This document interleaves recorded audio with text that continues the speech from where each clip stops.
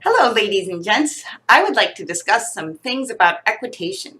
Equitation is basically the concept of riding your horse properly, as well as looking pretty doing so. One of the common misconceptions is that it's better to look still than to actually be properly seated. We want to be properly seated. I thought that I was a really good equitation rider throughout my teen years, and it wasn't until I moved to Arizona that I realized that I actually had no true idea of how to sit. So what I want you to think about when you're working on your equitation and your skills is taking your butt bones, your seat bones, feel them in your saddle, and try to point them down towards your knee and toward the angle of your horse's shoulder, because that's going to help you to lean back. It may feel like you're leaning back too much because a lot of us are trained as children to kind of arch your back and stick your butt out and ride sort of, up by where.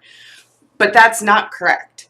And that will never give you a beautiful, elegant flat class. The second thing I want to remark on is how judges notice in equitation classes as to whether or not somebody is sitting properly, because it's either going to be fluid and beautiful, tall, still, strong, or it's going to be fake, and they know, even if you don't know that you're doing it at the time.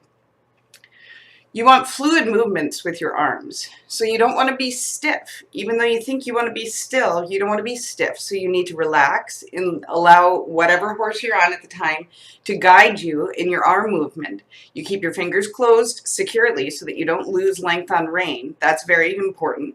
But you want to allow your elbow and the back of your shoulders to kind of just move with the horse, and that will also allow your seat to move fluidly with the saddle.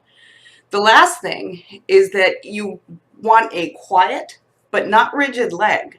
You want your leg as well to still just kind of grip the horse, hug it, squeeze when need be, but allow your knees to move so that all these joints are moving in unison. We have ankles that need to be down. We want our heels down, but they need to be relaxed so that they can move with the horse. The knees need to be relaxed. The hips need to be relaxed. That's going to translate over into your shoulder area and then into the back of your neck, and as well your elbows and your wrists. And then everything comes into unison, and that is a gorgeous equitation rider.